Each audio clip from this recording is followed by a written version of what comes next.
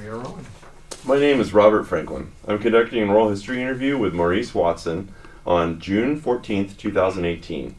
The interview is being conducted on the campus of Washington State University, Tri-Cities. I'll be talking with Maurice about his experiences living in the Tri-Cities and working at the Hanford Site. And for the record, can you state and spell your full name for us? Maurice Watson, Maurice Watson. Great. Thanks, Maurice. Mm-hmm. When and where were you born? I was born in Durham, North Carolina. And what year? 1951. 1951. And tell me about your childhood in Durham. Well, I think I had a pretty good childhood back in the day. I'm one of 8 children. And back at that time, it's just mostly everybody had large families from 4 kids on up back at that time. And everybody in the neighborhood, they got along pretty good. Kids from this end of the street, they knew all of the kids down at the other end of the street. The parents or the adults at one end of the street, they got to know you. They would possibly discipline you too if you're not doing what you're supposed to. They would tell your parents, and your parents will talk to you also if you're not behaving properly. I went to general public schools and graduated from high school. I further went on to college for 4 years at North Carolina A&T State University. I majored in building construction technology. After a year working with General Motors Corporation, that was exciting. However, it was the wrong time due to the fact that it was the early 70s, 1973, 74, when they had the oil embargo. Mm-hmm.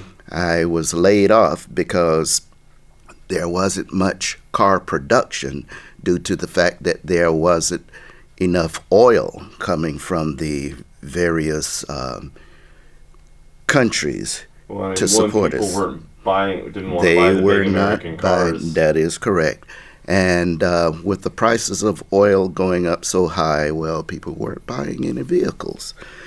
So after about a year working with them, I went back home for a while, and then I got a job with Hanford as a utilities supervisor in 1975.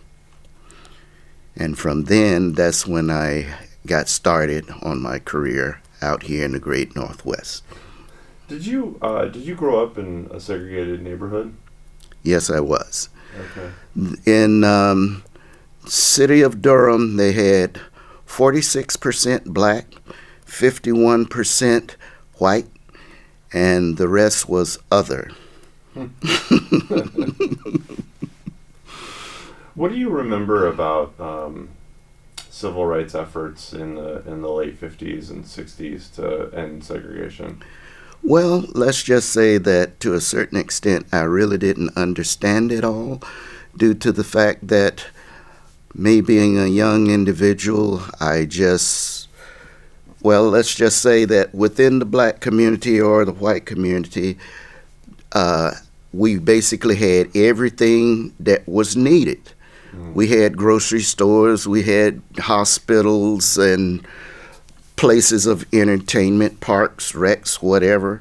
And it was such that I never thought about really going over to the other side of town, let's say, in the white neighborhoods, because I basically had everything over in the white section, in the black section of town.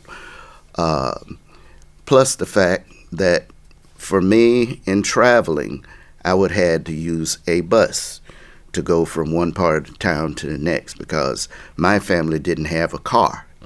Okay, so that's how we would get around, and with our bicycles. Did you attend segregated schools? Yes, I did. Okay.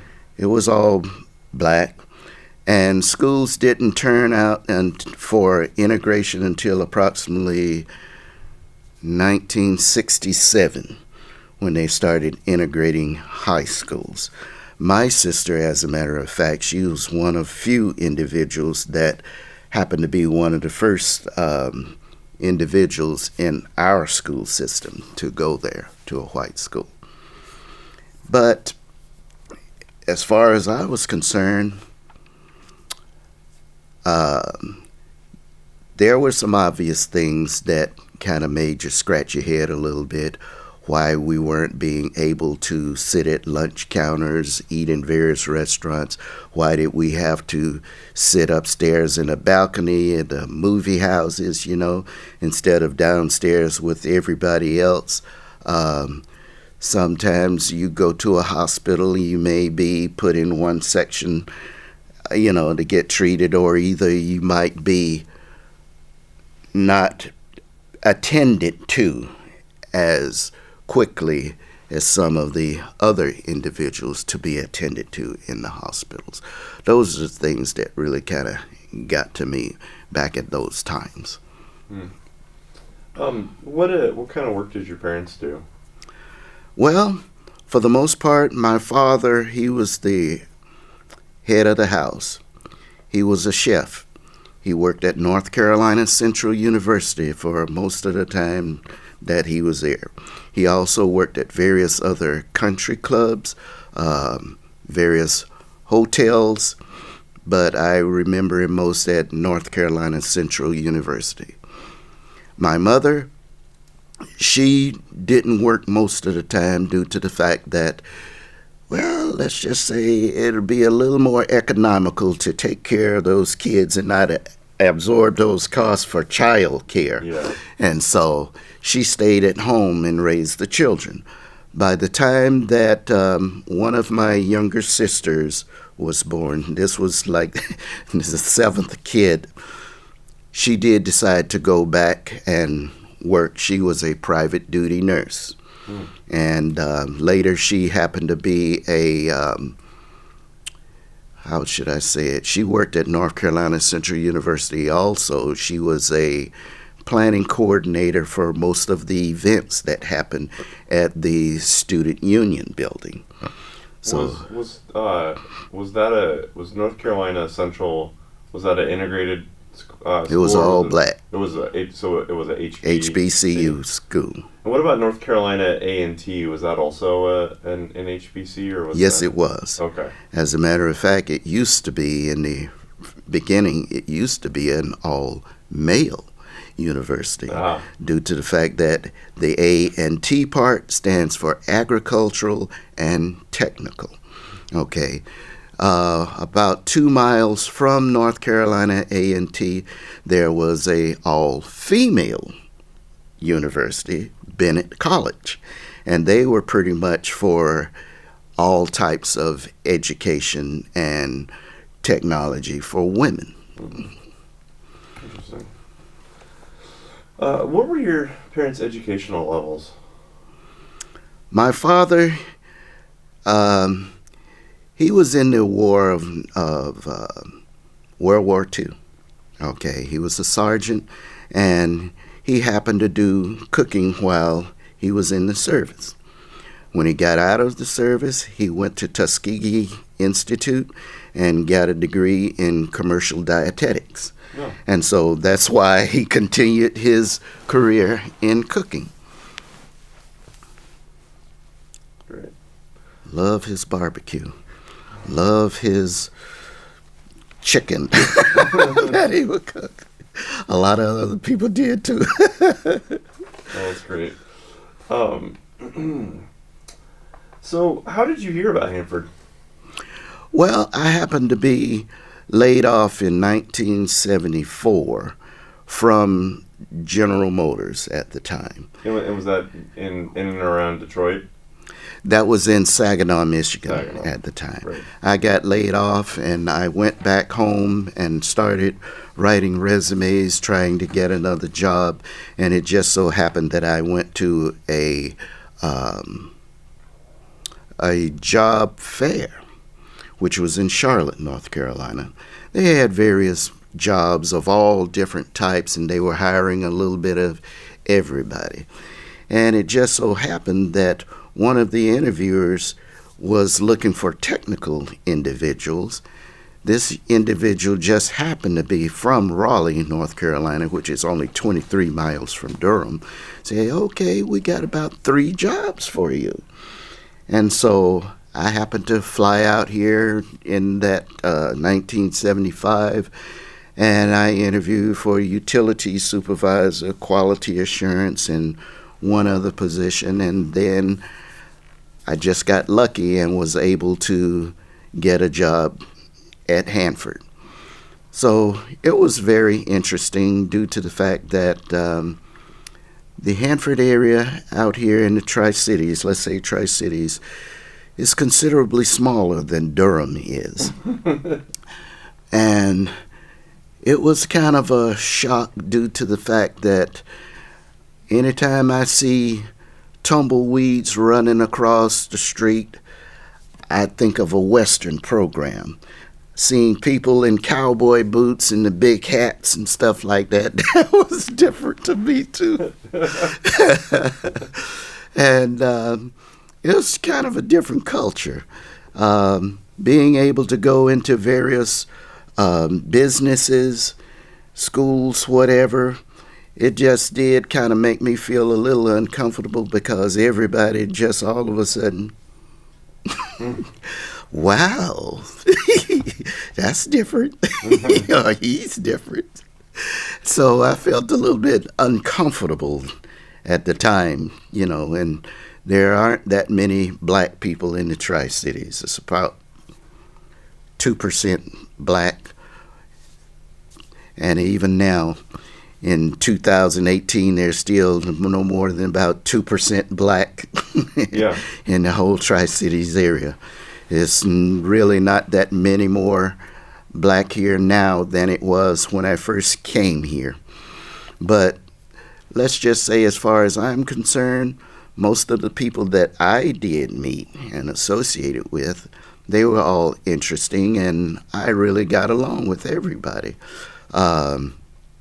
I guess having a cultural shock or trying to adjust, everybody asking all kinds of questions. Where you come from, how do you do this, and what do you eat, what kind of education did you have, and just like you guys in regard to what was your upbringing like, what kind of hobbies do you have, things of this nature. So it was really interesting to me.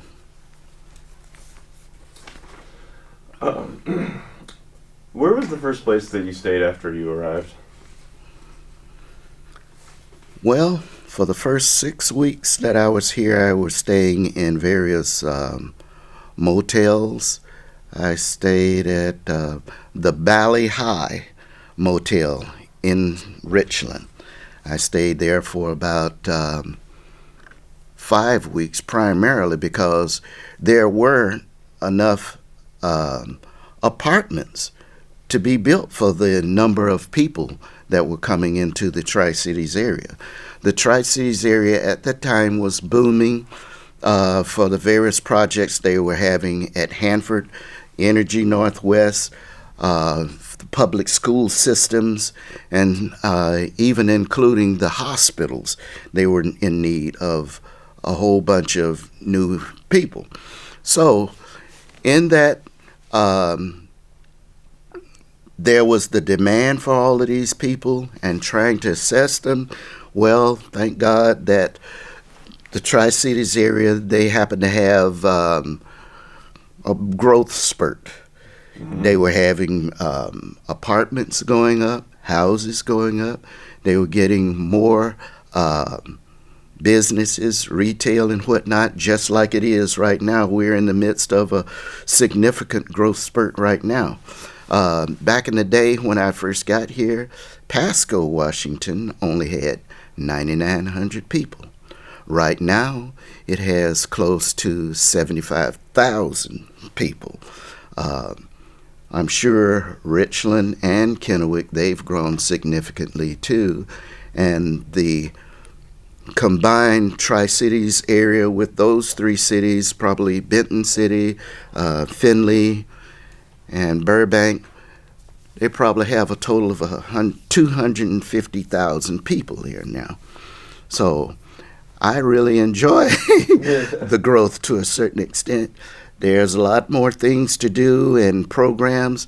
Back in the day when I first got here, it was such that everything was pretty much catered. You're either going to be doing work as an adult or you'd have fun or education as a child.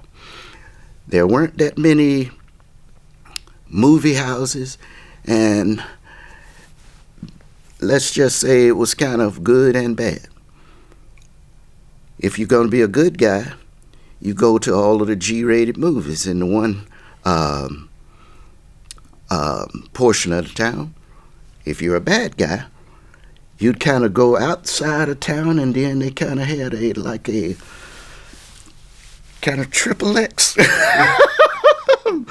drive-in out there. So pretty much I stayed away from that one. But I kind of got used to it. Yeah. Like I said again, the people in this area, they were really nice. I got along with most people. Back in the day, there was some concern for the companies out here. Westinghouse, Battelle, Bechtel, Siemens, several others. They would get people to come to this area, but due to the fact that most of the people coming from Louisiana, Texas, way across the Northeast and so forth, coming to this area, quite a few individuals didn't like the Northwest. And so after a year, they would leave due to the fact that the diversity was so much for them. It just so happened that quite a few of the companies, they decided, well, we're going to try to keep them here. And they decided that they were going to have, let's just say, certain individuals or certain ethnic groups of people, they had specific parties for them. About every 3 months or 6 months, they had a party so that individuals could know who the, let's just say, the black individuals were, who they worked for, how they got along, and tried to make things good for them, And that was interesting. They also had affirmative action activities within the companies to address discrimination or to address aspects of sexual harassment, discrimination in regard to how to talk to various individuals. Let's just say some people, they have a different terminology of calling a black person or a person from a different locality. And there was a lot of work involved in trying to make sure that, let's just say, everything was politically correct, even way back then in the 70s.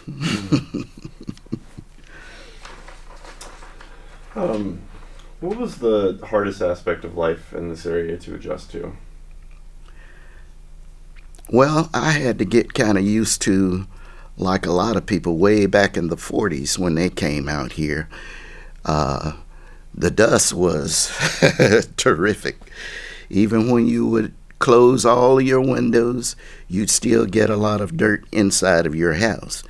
It didn't rain out here hardly. Like it is even increased in the precipitation that they have out here now. Whereby when I came, there was a lot of dust. It was extremely hot out here. Quite often they had temperatures well over 100 degrees out here. I'm used to the heat, but coming from North Carolina, the temperature never got up to no more than 90, 95, but it had humidity. Mm-hmm. I didn't know what humidity was until I went to the state of Michigan to work. But out here, it's a different type of heat. I can stand it, but after it gets to over 105, well, it's very, very uncomfortable for me. Also, in regard to having some of the things that I like going to large amusement parks, or some, let's just say, nightclubs, in order to go to the good ones that I like, or music concerts, or museums, and a few other things that I like, you're either going to have to go all the way to Portland or go all the way to Seattle. And that's what I didn't like. Yeah. That's the only thing that I really didn't like. And between the two, it really ain't much more in there. No. Except good scenery of looking at all of the great orchards that we have, looking at the amber waves of grain, looking at all of the wheat fields. I mean, I thought fields of any kind of project, of any kind of produce, was significant in North Carolina. But when I came out here and you see miles and miles of wheat fields, and you see thousands and thousands of acres of fruit trees and vegetables, it's just mind-blowing. Where did you end up living permanently? Permanently? Okay, I started out in Kennewick for about 4 years, but then after that I moved to Pasco. And I've been in Pasco ever since like 1982. About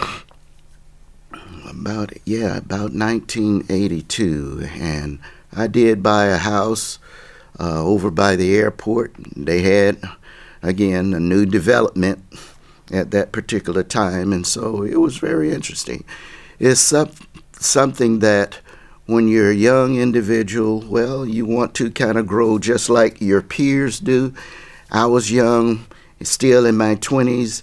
Everybody was getting new cars, buying houses and things of this nature, and so I was on the bandwagon just like they were. I had a nice job, and at the time it was very good to do it here due to the fact that there were other locations in the United States whereby their economic growth was not as good as it was in the Hanford area or within the Great Northwest. I like it out here because of the diversity, to be able to see different types of people, to talk to them on different cultures.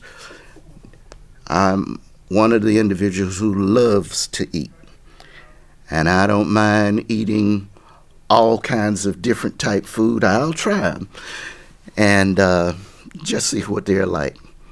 And you know how that goes. You know, if you want to get to know the culture, you got to eat the food. Yep. Did you attend church? Oh, yes. And what church did you attend? I basically attended several. I attended New Hope Baptist Church. I went to Greater Faith for a time, and also what is the other one? One other one. I can't think of the name right now. East Pasco? Yes, all of them in East Pasco. Yes, that's the one. Morning Star Baptist Church. I went to it for quite a number of years. Right now, I currently go to New Beginnings Christian Community Church, and I've been there for a number of years. There was something about the black churches in East Pasco that drew you over there initially. Yeah. What role does church play in the African American community? I think churches plays a big role due to the fact that it's a conglomeration of black individuals.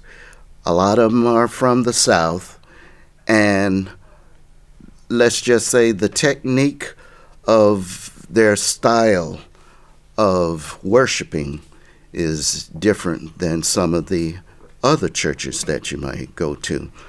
And some of them, in fact, the one that I go to right now, I'm a member of the church, member of the usher board, I drive the church van, I do a little bit of everything in it right now, and I got a sense of belonging, and that's why I pretty much stay at this particular church. It's a lot smaller. Some of the other churches, particularly like in North Carolina, they were large, and to me it was like you were kind of like a number unless you were going to exert yourself to become a part of the church or be able to do more for the church than just being a pew warmer, let's just say. Yeah. But it's a gathering of the cultures, I believe, being at the church. We speak the same differences. We talk about the same type of food. We try to help inspire each other that way, whereby sometimes going to other churches, you may not get that same type of thing. I have visited other churches, but let's just say that my style is more so in the black community. It's just like my music. I like rhythm and blues more than country. I like few other things. My clothes are a little different than someplace else. It's just a difference. Yeah, yeah. I'm a Gemini, so I'm going to be different anyway. Were there opportunities available here that were not available where you would come from? I'm thinking that there were job availabilities back in North Carolina, as far as I know. However, you would have to have significant credentials relative to education or certifications, or you had to have a certain number of years or experience to be able to do the job. I'm sure that there was discrimination in those areas. It would be a lot better if you did know somebody that could possibly help you get a job. However, in regard to getting a job, way back then, you pretty much would have to have a college degree or at very least a high school diploma to say, hey, I'm qualified in various ways and you should give me a try. Most of the time, if you have that particular degree, it only gets you in the door, but you as an individual, you're going to have to promote your own self, and you're going to have to put out to show that employer on how well that you can perform those tasks and possibly exceed that employer's expectations. In what ways were opportunities here limited because of segregation or racism?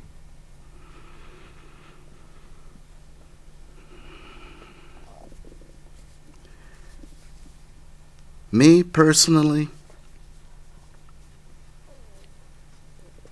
I don't really know how to answer that question. I had limitations on the types of jobs that I was getting.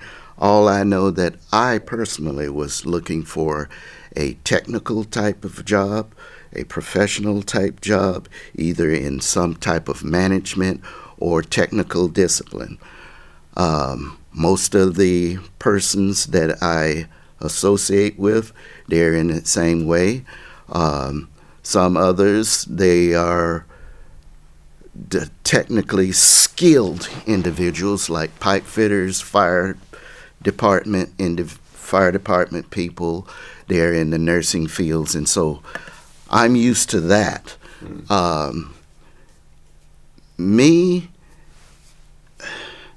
let's just say, I feel that if an individual really wants a job, they can find one if they look hard enough, and then if they're like even for me, when I was growing up, I tried to do a little bit of anything. Paper boy, I used to go on errands for the individuals. Um, I used to work in factories. Uh, I did a lot of construction work. And for me, if I really had the need or really wanted to, I would do that. That would be my task. Um, I think it's still even hard today in this world to be able to get jobs. Sometimes the way I am and how I tell my kids, I say, well, try to get the best education that you can, and don't be afraid to speak up to individuals. Check out all kinds of jobs, because you never can tell what you're going to come into. One job as a janitor may lead to you being an employee in the bank or whatever. And just kind of endear yourself and do the best thing possible that you can. I think that there's possibly lots of ways to discriminate,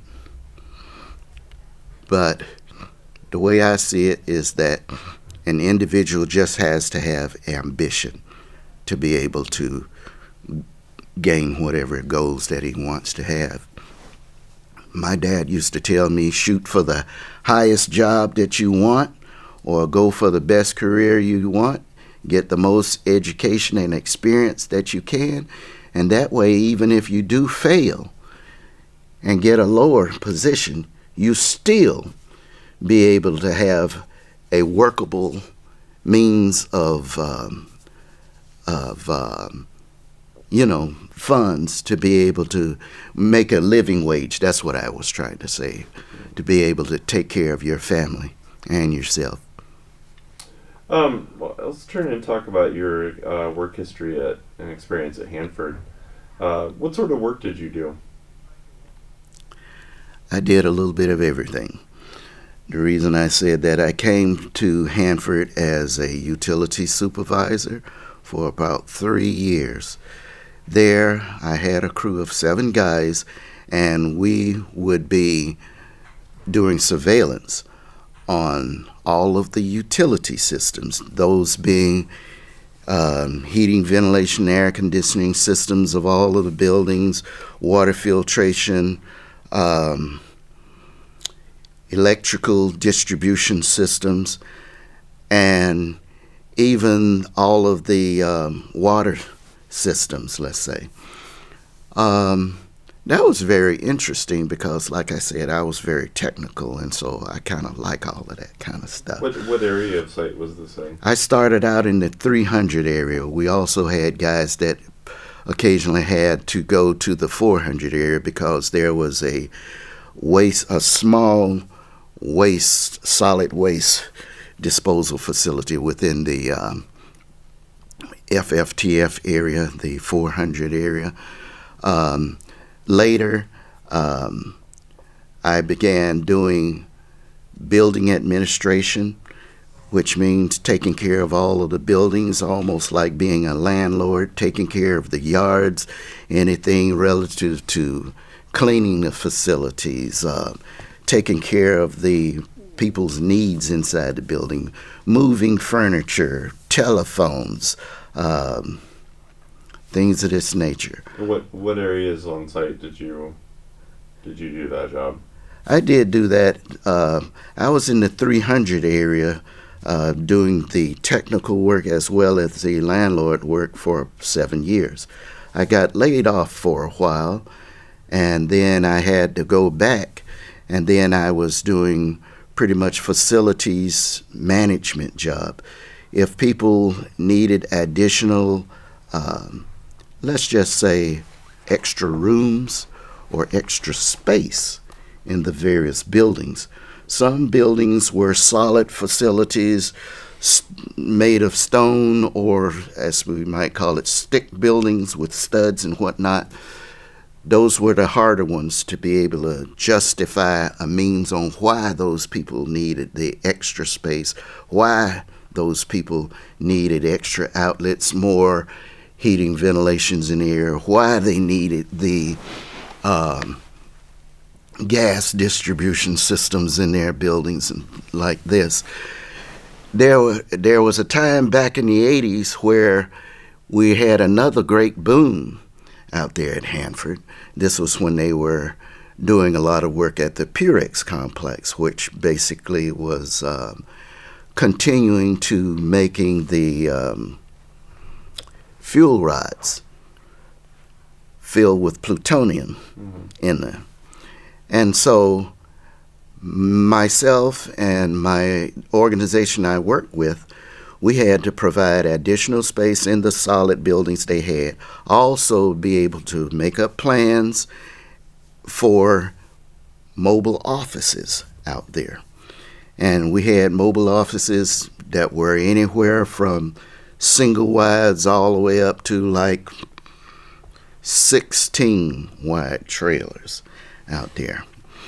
And they had different purposes, mostly for office though. Some of them, they were used for change room facilities where individuals change from regular street clothes to work clothes, from work clothes to radiological attire, things of this nature. And so for the most part, that's what I did. They were doing a lot of work towards the 90s, whereby Hanford was in a downward spiral, whereby they were cleaning up everything. Mm-hmm. And so in that way, we were getting rid of old buildings, decommissioning them, tear the buildings down, tear down certain trailers, certain buildings that had pumps, motors, and storage facilities out there that they didn't use anymore. We were trying to get rid of them to eliminate costs for the government, and it was quite a task, I'd say. Yeah. And for the most part, that was the biggest job that I did towards the end of my career out there, trying to justify whether we need these buildings or not, whether to justify additional space for individuals, trying to get internet for them, telephones, all of the new furniture. Back in the day, hey, who needed a computer? Yeah. Justify the needs for various individual groups on where they need computers or not. And it was an interesting job for me out there. What on-the-job training did you receive, if any? On-the-job training? Yeah. There were some on-the-job training. I got a big job. I got a rude awakening due to the fact that my college degree was in building construction. I know how to build a house, but in regard to operating a steam boiler, that was all new to me. But myself had to talk to the operators themselves, and being a union operation, it was a little difficult because you can't put your hands on anything. Mm-hmm. Therefore, you have to stand back, watch, even write notes as you can, do mental notes in your head on what you should do. There was a time during the 70s, late 1976, they had a union strike, and it lasted for over 3 months out there. And so at that particular time, it was a good thing that I did know a little bit about running those boilers and steam systems, the water filtration and all of that kind of stuff, because that was the time I had to put on the blues and actually had to do some of the things that my workers did. Mm-hmm. So that's my training right there. All the other parts in regard to hands-on training, my drawing skills, they were used when I had to do building modifications. I did have to coordinate myself with other engineering concerns in regard to putting electrical associated with the various rooms in the buildings, some of the other utilities that would be going into buildings and how to make modifications to them. And like I said, my organization that I work with, that was our task, to be able to determine whether a particular organization needed buildings, needed extra space, and what entities that needed to go into them. Could you describe a typical workday? Well, it'll be almost like, I think it would be, well, I had so many of them. Being a utility supervisor, we had to first talk to I was on a rotating shift, all right? And so, being on rotating shift, when I would come to work on whichever shift I was on, I would speak with the outgoing supervisor and find out what things were going on in regard to, is there anything to look out for? What things have broken? Is a steam system broke? Are roads blocked off for excavation somewhere? How cold is it? Is the steam needed to be bumped up or taken down? Is anybody doing some extra work out there that my utilities group had anything to do with in regard to shutting down utility systems, the water systems, or a steam system? Some of these things were pretty critical because, like the steam system in particular, that was instrumental for persons in the Battelle facilities. They needed steam for quite a few of the experiments that they did over there. And if they had any problems or doing anything different, I would have to know about them.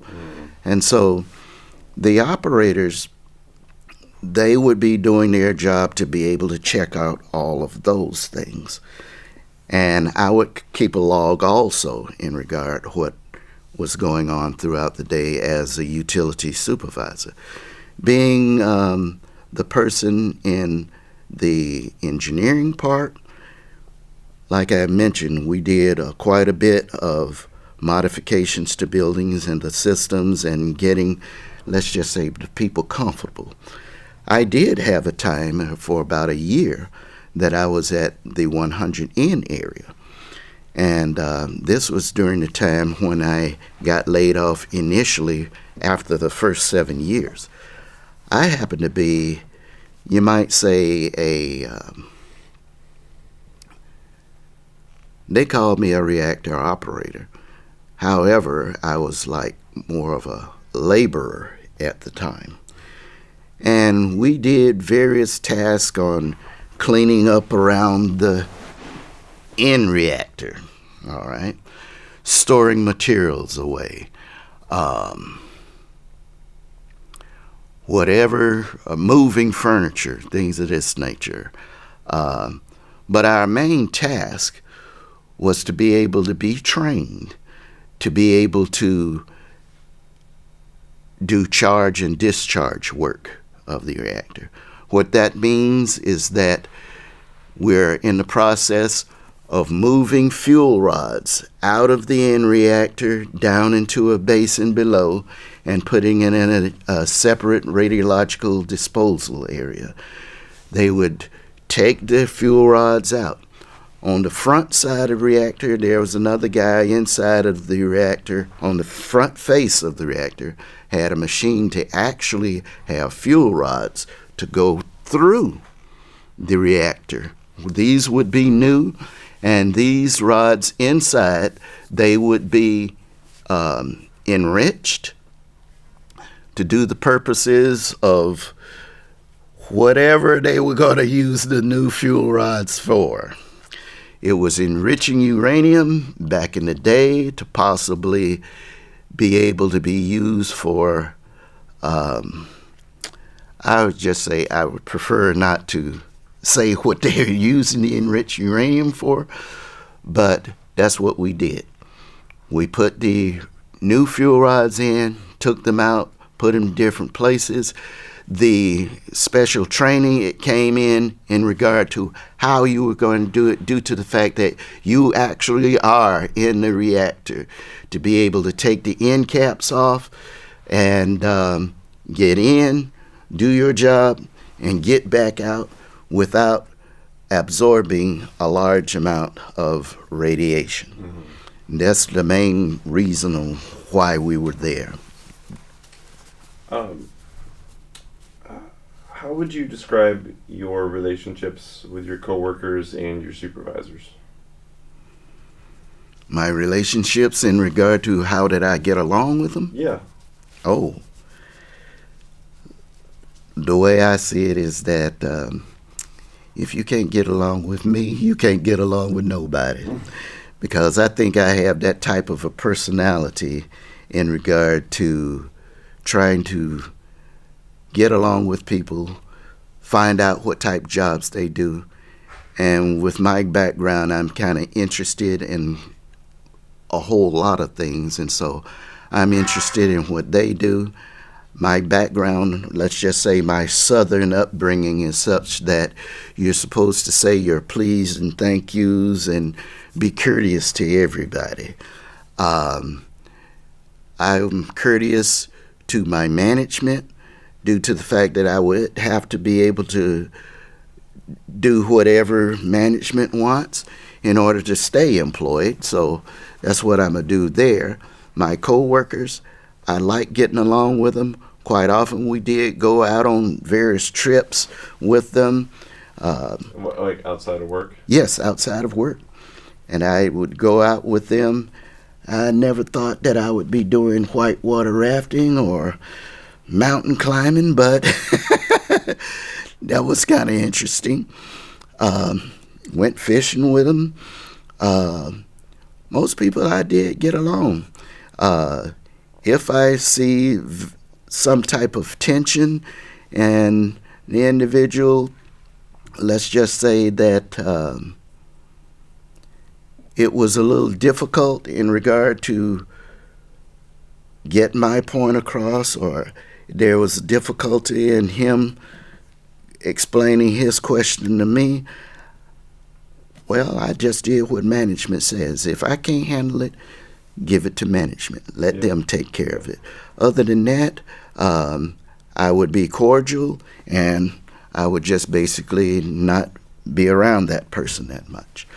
But let's just say getting along with white and black, I had no problem with them. If you're going to be courteous to me, or if you're going to respect me, I'm going to respect you right back. And I think that's the way that everybody should be. Being that way, you'll learn a whole lot more and learn a lot more and get a lot more done that way.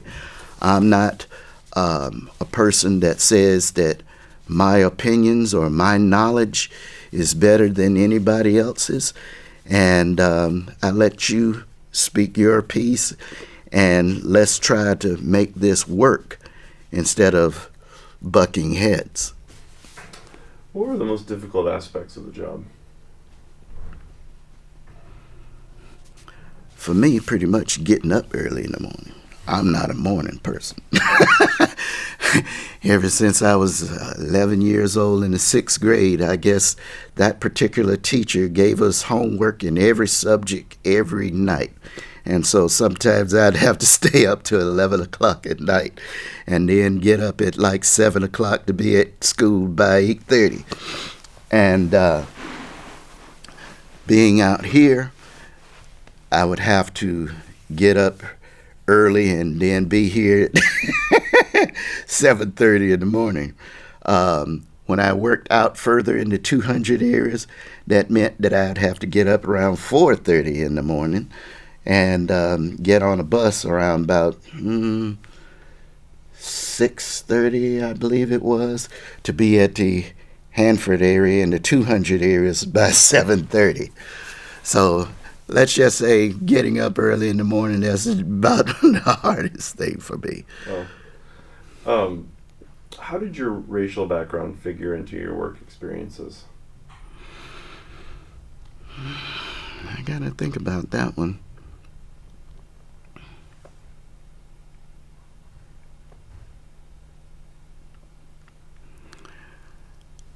For me, I don't think that it had anything to do with my career, due to the fact that the jobs that I acquired, I liked them. I was very comfortable with them. I was continuing to grow. I got raises like everybody else. And let's just say that myself, and I believe it was a whole lot of other people who worked with me, they really enjoyed their jobs, and it was myself and several other guys. We were kind of close, very, very close. And if there was a project relative to planning, it was almost like the job might go to one individual, but it was more like all four of us getting in and actually getting it done. I would be on most of all of the linguistics or the writing paperwork, getting in a technical form to be able to send it. One individual, he would know architecture. Another individual, he would know some of the aspects relative to, let's just say, pipe fitting, safety. I would know safety too. Some other a lady in there, she would know about coordinating on scheduling projects to be done. And we were very tight. And I think that's the main reason on why I really enjoyed working at Hanford. I had thought about being in other areas. I thought that when I first came out here that I was going to only be here for 3 years and then leave. I wanted to be able to get something on a resume that says I'm qualified to do this, that, and the other. But at that particular time, well, the economy went down mostly every place else. And so I said, oh, I better stay where I am. Also around that same time, that's when, let's just say I got married and decided to stay in the area, started raising children, and instead of just being here for 3 years, I've been here almost 40 now. In what ways did the security and secrecy at Hanford impact your work or daily life?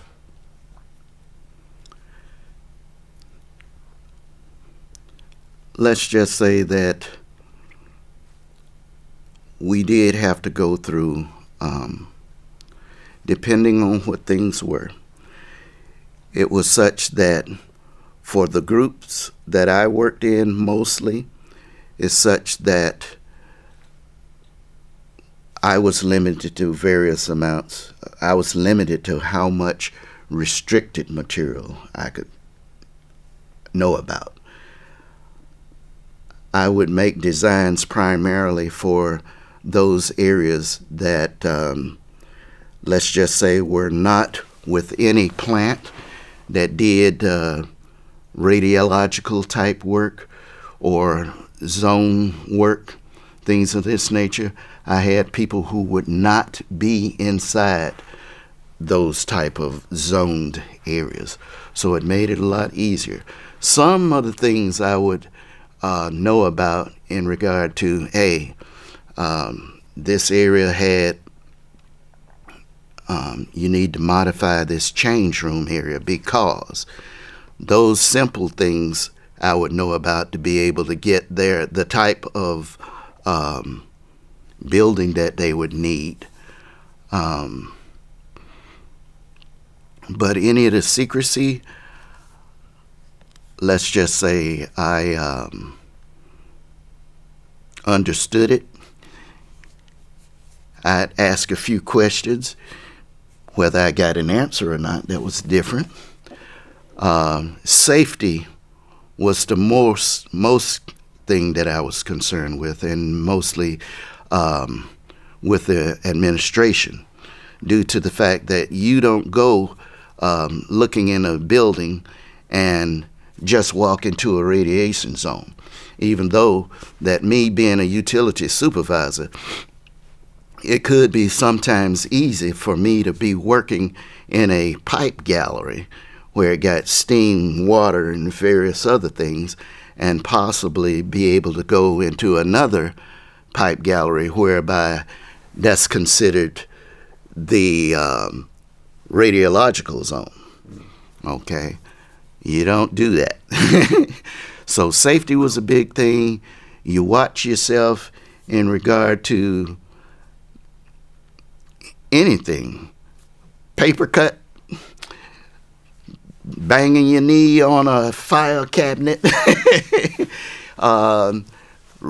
Make sure that you don't go through barricades that have yellow tape or the red tape. You be safe at all times. Anything that you do, you just gotta make sure that you're safe. Mm-hmm. The secret information, we never knew anything in my group, that is, knew a whole lot of restricted information. There was concerns about, let's just say, building a waste depository down in Nevada, or let's see, what other things? I think they even had the waste glassification facility over at Redox in the West area, and few other things on some of the experiments that they were doing. I wasn't privy to a lot of the things that they were doing. I know they had labs doing various individuals, but I don't know exactly what they were doing. And to keep me from getting a lot of stress, I didn't ask. Yeah. What did you know or learn about the prior history of African American workers at Hanford?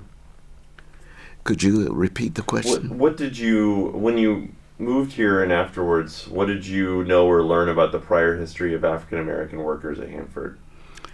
Well, it seemed like it was interesting, almost like down south to a certain extent, due to the fact that they did have segregation, not only in the towns of the Tri-Cities area, whereby most of the blacks, they lived in Pasco. Okay, there were always blacks in one section, whites in the other section. Let's just say they used to say all of the blacks are over on the east side, whites are on the west side. Where I come from, the cities were segregated. I was on the south side, whites everywhere else. Mm-hmm. Let's just say. When I came up here, in Hanford, I understand from a tour that I took of the old Hanford Site, I understand that they had trailer villages where it even discriminated even more, whereby they had women in these trailers over here, men in these trailers over here made it kind of rough to try to raise children as far as I'm concerned. The places where they had dining halls, I think that might have been the only place where they didn't separate, because everybody had to eat, get in there, and get out to do their own jobs. Let's just say that for me,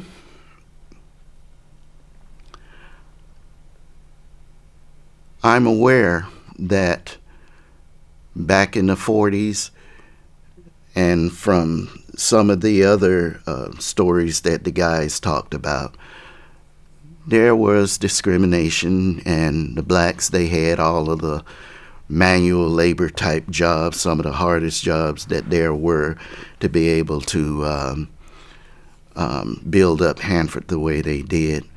There was no management for blacks, or very, very few. Even when I came here, I could count the number of managers that were in this area. It was kind of surprising that the way I got hired, there was a black individual that was in charge of human resources out here. And so that was interesting. Do you remember that individual's name? No, I really, really don't. I really don't.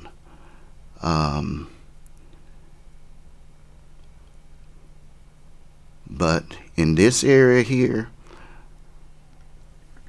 I'm not sure whether it's the knowledge people have, or it could possibly be discrimination, not only for blacks, but it could be for other nationalities too, or other ethnic groups too, relative to advancements in management or getting different jobs.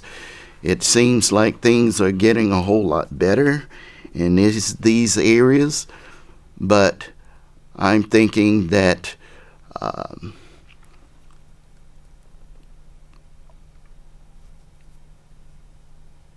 again, is such that individuals have to push a lot more harder to be able to get the type of jobs that they really, really want, or get certain benefits that they'd want around here. How did you feel when you came to work at Hanford during the Cold War? How did you feel at the time about working on the development of nuclear weapons? Well,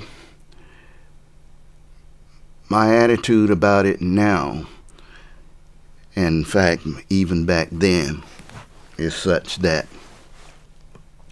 the way I understood it, the war is over. I understand that there may have been a stockpile of materials to make bombs, but my attitude is such that they're going to stop this pretty soon. And we're not going to be at war for a while. My attitude is that if we're still continuing to create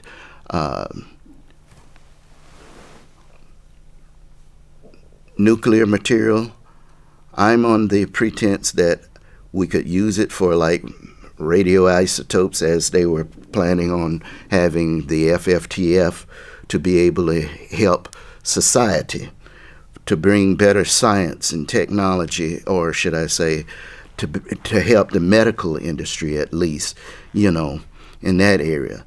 I still think that we may have more creation of nuclear power plants, unless they're coming up with a better way of doing it. I think that coal is polluting our country just as much and killing people with pollutants as they would be with nuclear energy. I understand that it's a difficult thing on trying to get rid of nuclear waste, but I'm hoping that society and the technical fields are still working very, very hard in regard to trying to figure out what we're going to do to it. I'm thinking that this glassification project is going to be a good deal in regard for us to take care of all of the nuclear waste. And I'm not thinking as far as back in the 80s. It seems like when things started going down as far as closing all of the reactors, including in reactor where I used to work at. I'm hoping that they cease anything relative to war activities. I'm thinking that they're going to stop that and then put those energies more to things that's going to happen for society's benefit. That's my attitude. What do you think is the most important legacy of the Hanford Site? The Hanford Site, it was good for what it was used for or what it was created for. It was primarily to be able to get a new weapon to be able to fight the adversaries within World War II. Okay. I understand that a lot of times technology is made in the military fields quite a lot before civilians can be able to utilize it. Just like they came out with microwave ovens, maybe even x-rays, or checking people's blood, or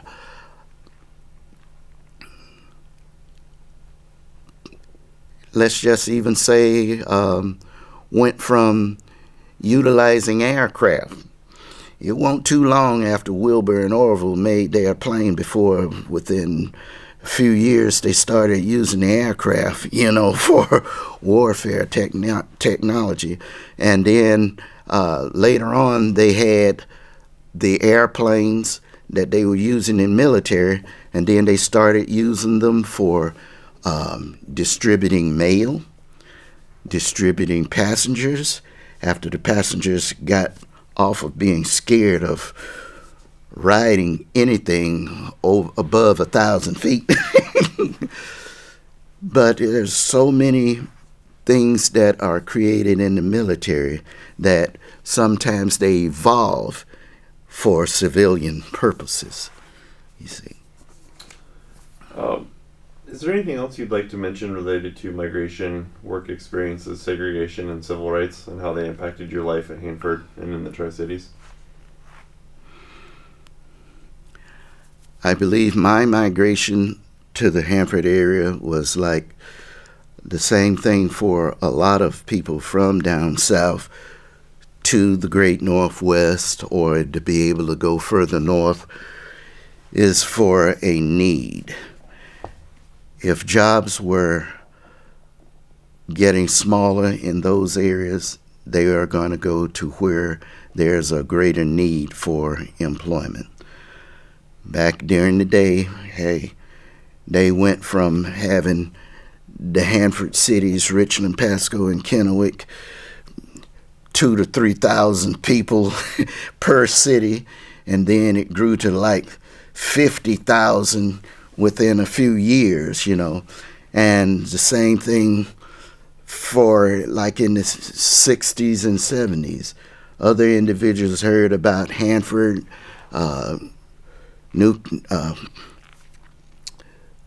Washington Public Power Supply Systems.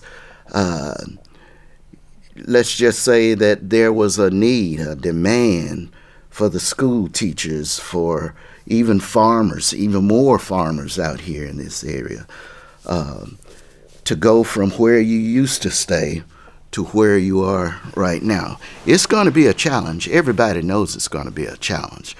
But I just think every individual has to be ready for it and adapt the best way that you can. The way I see it, if you can't find your own job with somebody, try to get with somebody and make your own business. That's how America is. you sometimes got to think out of the box, to be able to create your own job.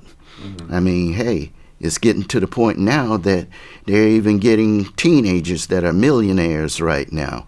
And teenagers, even now, they do it because, number one, make money, or either they're trying to do it to help society out with food drives in regard to trying to help a certain class of people, let's just say those that don't have money to go on school trips. They raise money to be able to help with school programs like, I want my school to go to this particular tournament in Vancouver, BC, or any place else. People try to get along and create monies from a very early age all the way up. I think, like my son, as a matter of fact, he went to college, but he even excelled my expectations on what he's doing. He's a bank vice president at a bank in Seattle, and I say that he just uses common sense. He has a great gift of gab that's taken him a long ways. And my youngest son is a school teacher, and he got his education, and he just really likes kids.